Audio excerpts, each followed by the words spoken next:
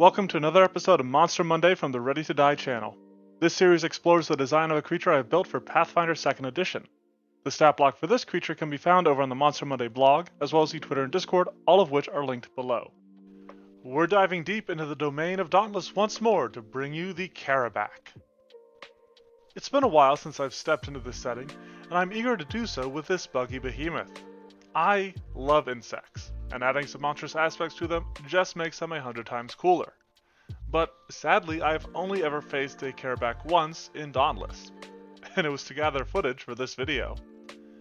On top of that, I haven't had the chance to test out the Kharabak in Pathfinder 2nd Edition, so I'm relying on all my monster making mastery to hope this thing comes out nice and balanced. The Kharabak occupies level 9 through 12 in Dauntless, so I built it as a level 11 creature, about a middle ground, though veering towards the higher end. While the Kharabak displays some interesting tactics and strategies, I'm not sure I would classify it as smart enough to be on the level of a beast, meaning that it is going to be built as a mere animal, but is no less dangerous for that. When it comes to the actual statistics of the Kharabak, it seems more nimble than anything else. A high dexterity facilitates both its flight capabilities, as well as the agile maneuvers that it performs, quick slashes and swipes with its nasty claws. Its other abilities lag a little bit behind. It has a moderate strength, since it strikes deep enough to leave wounds with its blows, and then its remaining two positive ability scores, Constitution and Wisdom, are both at a low bonus. This is mainly for balance purposes. I guess you could say I leaned into it being a giant insect, something that could be squashed, and simply not being the wisest of creatures, but it just didn't feel like it would have these at a very high value. The lower Wisdom does influence the use of a moderate perception bonus, and it only has low light vision. I couldn't see much of a reason to include other senses. There is maybe an argument that could be made for Tremor Sense, given that the Kharabak is actually a Terra behemoth, but it so rarely comes in contact with the ground that it doesn't feel quite right to me. With its high dexterity, the Kharabak also has a high acrobatics, as well as a moderate stealth check. The acrobatics will be particularly important for its flight, as it does seem quite talented in that regard, while it relies less on natural methods for its stealth, but still needs it just in case. Furthermore, the Kharabak has a low athletics score.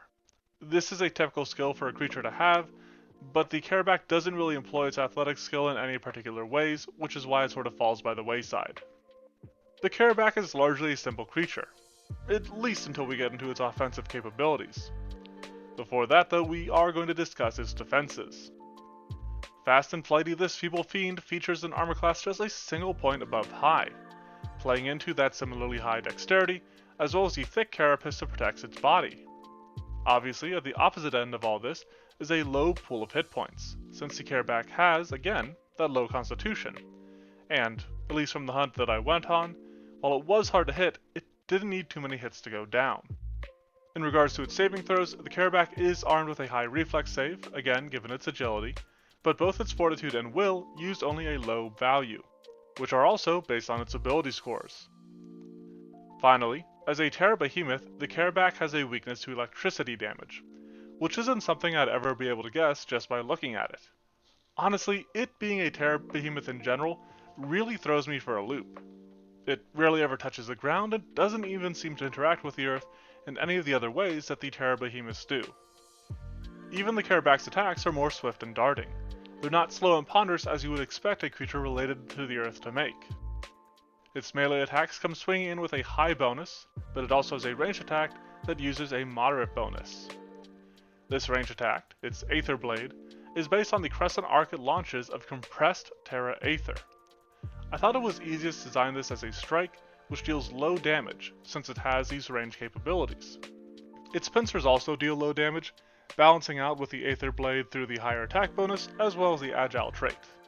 Rounding out its combat capabilities is the powerful Stinger, which goes striking at high damage, being its big blow, though lacking any venom, as it doesn't actually seem to be something in the Kharabak's kit, despite it resembling a giant wasp.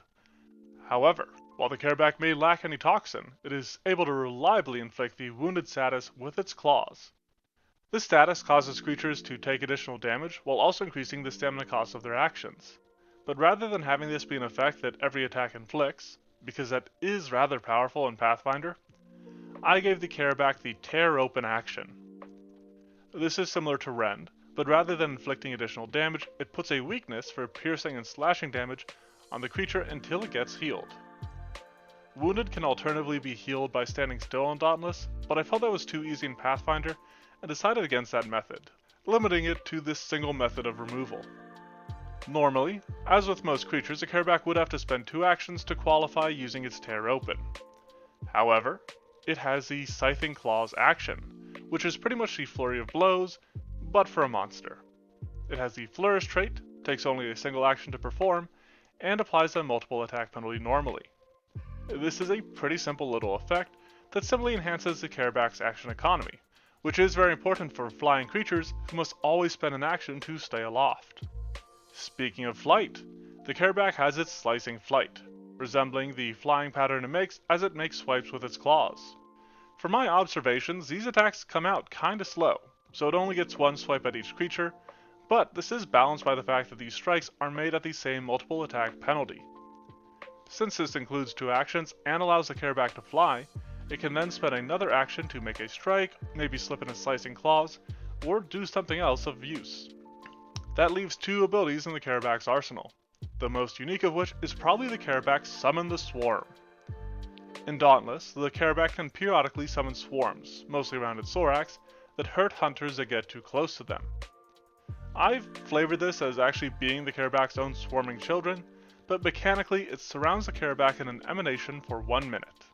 It deals slightly below unlimited use area damage, because failing the moderate save DC causes the creatures to be surrounded by their own personal swarm.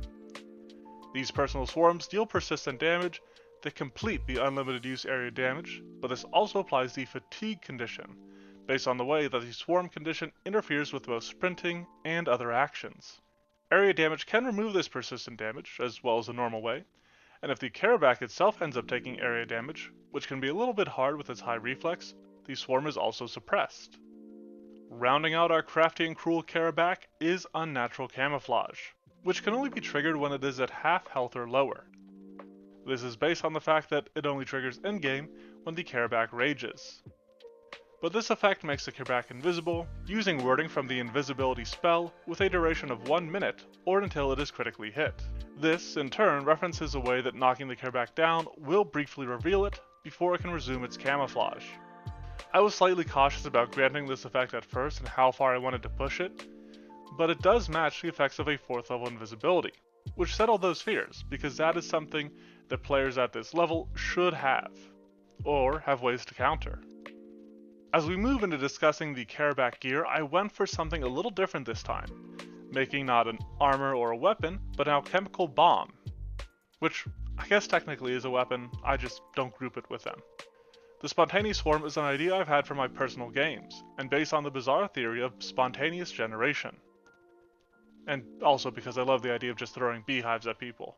I haven't built any bombs before, aside obviously from me doing them for my own games, so I'm not super knowledgeable on them. I did base this on the other alchemical bombs, and thought it was a fun idea, so let me know what you think of this one, and if you have any suggestions or critiques with it. With that covered though, we have reached the end of our discussion on the Kharabak. Striking swiftly in swordies, this sinister sword swipes with severing slices, then summons its stinging swarm.